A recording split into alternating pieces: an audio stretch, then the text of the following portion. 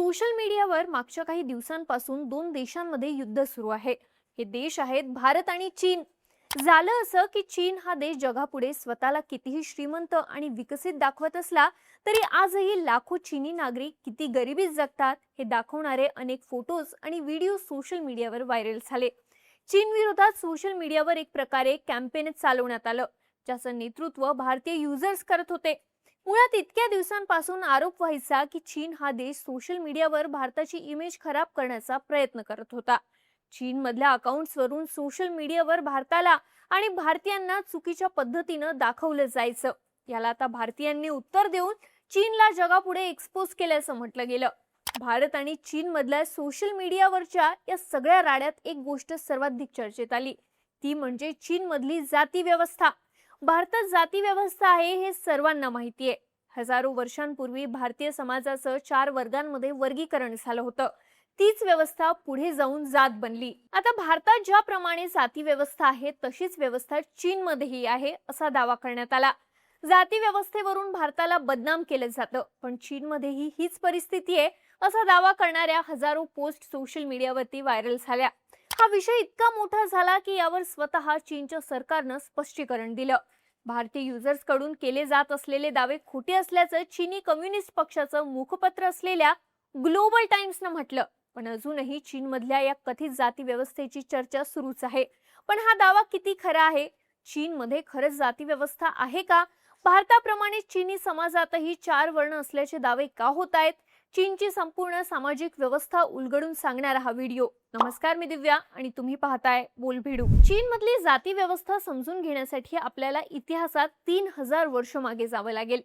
3000 वर्षांपूर्वी चीनवर शांग राजवटीची सत्ता होती। या राजवटीचा शेवटचा राजा होता किंग झू। चीनच्या इतिहासात या राजाला अत्यंत क्रूर आणि निर्दयी राजा मानलं जातं। शांग राजवटीच्या पश्चिमेला असलेल्या वेई नदीच्या आसपासच्या लोकांना झू राजाबद्दल प्रचंड राग होता।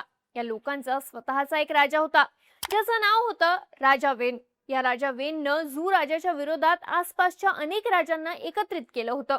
त्याला शांग राजवटीचा पराभव करायचा होता, पण हे करण्याआधीच राजा वेनचा मृत्यू झाला।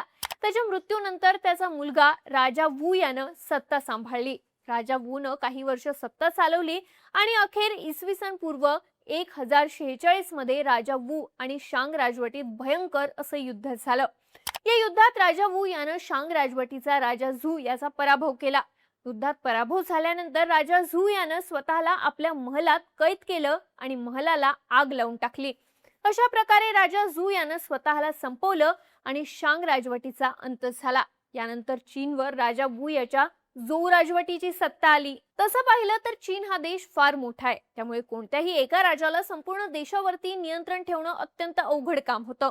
झोऊ राजवटीने यावरती एक उपाय शोधून काढला। राजा वू यानं त्याच्या नियंत्रणाखाली असलेल्या संपूर्ण क्षेत्राची छोट्या छोट्या प्रदेशांमध्ये विभागणी केली। या प्रदेशांचं नियंत्रण राजानं आपल्या नातेवाईकांना आणि विश्वासू सहकाऱ्यांना दिलं। या बदल्यात या लोकांनी झोऊ राजवटीला आपली निष्ठा दिली। राजाला जेव्हा गरज असेल तेव्हा या प्रदेशातून सैन्य पाठवलं जायचं। तसंच या प्रदेशांमधून वार्षिक करही वसूल केला जायचा। या व्यवस्थेमुळे झोऊ राजवटीला चीनच्या मोठ्या प्रदेशावर आपलं नियंत्रण ठेवणं सोपं गेलं आणि ही राजवट आणखी मजबूत होत गेली। याच काळात हळूहळू चीनी समाजाचं 4 वर्गांमध्ये वर्गीकरण व्हायला लागलं। खरं तर कोणत्या एका राजानं अशा प्रकारच्या वर्गीकरणाचा आदेश दिला नव्हता किंवा एखाद्या धार्मिक पुस्तकात अशा वर्णव्यवस्थेचा उल्लेख करण्यात आला नव्हता। पण झोऊ राजवटीतच चीनी समाज 4 वर्गांमध्ये विभागला गेला होता। आता ही वर्णव्यवस्था काय होती ते समजून घेऊ। चीनी वर्णव्यवस्थेतला पहिला आणि सर्वोच्च वर्ण होता शी वर्ण। सैन्यात सेनापती सारख्या वरिष्ठ पदांवर असणारे लोक, तसेच राजाच्या राजवटीत महत्त्वाच्या पदांवर असणाऱ्या लोकांचा या वर्णामध्ये समावेश होता। चीनी समाजातला हा शिकलेला वर्ग होता। शिक्षणाच्या जोरावर त्यांची समाजात प्रतिष्ठा होती। शी वर्णानंतर दुसऱ्या क्रमांकावर होता नोंग वर्ण। हा त्या काळच्या चीनचा सर्वात मोठा वर्ग होता। असं म्हटलं जातं की चीनी समाजातले जवळपास 90% लोक नोंग वर्गात होते. हे लोक गावात राहायचे आणि शेती करायचे, पण ते ज्या जमिनीवर शेती करायचे त्या जमिनीची मालकी हक्क मात्र शी वर्गातल्या लोकांकडे असायचा. चीनी समाजातला तिसरा वर्ण होता गोंग वर्ण.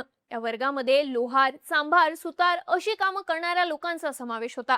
त्या काळी चीनची अर्थव्यवस्था शेतीवरच अवलंबून होती, त्यामुळे शेतकऱ्यांपेक्षा गोंग वर्गाच्या लोकांची संख्या बरीच कमी होती. चीनी समाजातला चौथा वर्ण होता शांग. या वर्गामध्ये व्यापाऱ्यांचा समावेश होता. त्यांचं काम होतं एका व्यक्तीकडून सामान खरेदी करून ते दुसऱ्या व्यक्तीला विकणं आणि त्या माध्यमातून कमाई करणं. तत्कालीन चीनी समाजात या व्यापारी वर्गाला सर्वात खालच्या पातळीवर ठेवण्यात आलं होतं, कारण त्या काळी चीनमध्ये व्यापार करणं हे प्रतिष्ठेचं काम मानलं जात नव्हतं. इथे लक्षात घेण्यासारखी गोष्ट म्हणजे त्या काळी भारतात सुद्धा अशाच प्रकारची वर्णव्यवस्था अस्तित्वात आली होती. भारतीय समाजाचंही कामाच्या आधारे 4 वर्गांमध्ये वर्गीकरण झालं होतं. कालांतरानं चीनमधली ही वर्णव्यवस्था हळूहळू पूर्णपणे संपली, पण भारतातली वर्णव्यवस्था आजही आहे तशीच कायम राहिली. यामागचं सर्वात मोठं कारण सांगितलं जातं चीनच्या वर्णव्यवस्थेची लवचिकता. भारत आणि चीनच्या वर्णव्यवस्थेतला सर्वात मोठा फरक म्हणजे भारतात एखाद्या व्यक्तीचा वर्ण किंवा त्याची जात जन्माच्या आधारे ठरवली जाते. एखादी व्यक्ती ज्या जातीत जन्म घेते त्या व्यक्तीला ती जात आयुष्यभर चिकटून राहते, पण तत्कालीन चीनमध्ये तसं नव्हतं. चीनच्या झोउ राजवटीत जी वर्णव्यवस्था अस्तित्वात आली होती त्यामध्ये कोणत्याही वर्गातल्या व्यक्तीला दुसऱ्या वर्गात प्रवेश करण्याचं स्वातंत्र्य होतं. म्हणजे समजा एखाद्या शेतकऱ्याच्या मुलाला लोहार काम शिकायचं असेल तर त्याला अडवलं जायचं नाही. शेतकऱ्याच्या मुलानं शेतीच करायची असं बंधन नव्हतं. त्या काळच्या चीनमध्ये गोंग वर्गातली व्यक्ती शिकून शी वर्गात प्रवेश करू शकत होती, पण भारतात हे करणं शक्य नव्हतं. इथेच 2 देशांमधल्या वर्णव्यवस्थेतलं अंतर लक्षात येतं. आजच्या आधुनिक चीनमध्ये ही प्राचीन वर्णव्यवस्था दिसत नाही, कारण ही वर्णव्यवस्था हळूहळू स्वतःहूनच संपली. इसवी सन पूर्व 221 मध्ये चीनी शी हुआंग या राजानं चीनची सत्ता मिळवली. सत्तेत येतच त्यानं चीनच्या वेगवेगळ्या प्रदेशांना एकत्रित आणलं. चीनी लिपी आणि चलनाला प्रमाणित केलं, ज्यानंतर चीनमधली ही वर्णव्यवस्था पूर्णपणे संपली. मग प्रश्न हा आहे की आताच्या 21व्या शतकातल्या चीनमध्ये कोणती वर्णव्यवस्था अस्तित्वात आहे? प्राचीन चीनची वर्णव्यवस्था जर आज अस्तित्वात नसेल तर सोशल मीडियावरती कोणत्या वर्णव्यवस्थेचे दावे केले जात आहेत? तर सोशल मीडियावरती चीनमधल्या आत्ताच्या हुकोउ सिस्टीमला वर्णव्यवस्थेशी जोडले जाते. हुकोउ ही चीनमधली कुटुंब नोंदणीची एक व्यवस्था आहे, पण हा एक प्रकारचा जातीवादच असल्याचा दावा केला जातोय. आता चीनमधली ही हुकोउ व्यवस्था नेमकी काय आहे ते समजून घेऊ. चीनमध्ये हुकोउ सिस्टीमची सुरुवात 1949 सालच्या कम्युनिस्ट क्रांतीनंतर झाली होती. ही चीनमधली हाऊस होल्ड रजिस्ट्रेशन सिस्टीम आहे, जी 1950च्या दशकात लागू करण्यात आली होती. या सिस्टीम अंतर्गत चीनचं सरकार आपल्या प्रत्येक नागरिकाचं 2 वर्गांमध्ये विभागणी करतं. पहिला वर्ग शहरी हुकोउ म्हणजे शहरांमध्ये राहणारे लोक, तर दुसरा वर्ग ग्रामीण हुकोउ म्हणजे गावांमध्ये राहणारे लोक. चीनमधली ही सिस्टीम एखाद्या इंटरनल पासपोर्ट प्रमाणे काम करते. म्हणजे समजा तुमचा जन्म ग्रामीण हुकोउ मध्ये झाला असेल तर तुम्ही स्वतःच्या इच्छेनुसार शहरात जाऊन तिथले कायमस्वरूपी रहिवासी बनू शकत नाही. तज्ञांच्या म्हणण्यानुसार चीनमधली ही हुकोउ सिस्टीम अनेक अर्थानं जाती व्यवस्थेसारखीच काम करते. एखाद्या व्यक्तीचा हुकोउ दर्जा तिच्या पालकांवरून ठरवला जातो. थोडक्यात सांगायचं झालं तर ज्या हुकोउ वर्गात तुमचा जन्म झाला आहे तुम्ही त्या वर्गाशी कायमचे जोडले जाता. ज्यांचा जन्म शहरी हुकोउ मध्ये झालाय त्यांना चांगल्या शाळा, उच्च दर्जाची रुग्णालय, चांगल्या नोकऱ्या आणि निवृत्तीनंतर पेन्शन सारख्या सुविधा मिळतात. या उलट ग्रामीण हुकोउ मध्ये जन्म घेणाऱ्यांना या सुविधांपासून वंचित ठेवलं जातं. आज चीनमधल्या शहरांमध्ये ग्रामीण भागातून आलेले 35 कोटींहून अधिक स्थलांतरित कामगार आहेत. ते शहरांमध्ये कमी वेतनावर अत्यंत जोखमीची कामं करतात आणि या हुकोउ सिस्टीममुळे त्यांना शिक्षण, आरोग्य सेवा आणि रोजगारामध्ये समान संधी मिळत नाही. ही सिस्टीम मोठ्या प्रमाणात भारतातल्या वर्णव्यवस्थेशी मिळती जुळती आहे. त्यामुळेच भारताप्रमाणेच चीनमध्येही वर्णव्यवस्था असल्याचे दावे केले जात आहेत. एकूणच काय तर चीनमध्ये सुद्धा एकेकाळी वर्णव्यवस्था अस्तित्वात होती, पण चीनची वर्णव्यवस्था ही भारताच्या वर्णव्यवस्थेपेक्षा फार वेगळी होती. आज ती व्यवस्था आधुनिक चीनमध्ये अस्तित्वात नाही. सध्या त्या देशात जी सिस्टीम लागू आहे तिला एक प्रकारची जाती व्यवस्था म्हणता येतं. ती जन्माच्या आधारे नागरिकांचं वर्गीकरण करते, पण भारतीय जातीय व्यवस्थेप्रमाणे त्या व्यवस्थेत अस्पृश्यतेची संकल्पना नाही, हेही तेवढंच खरंय.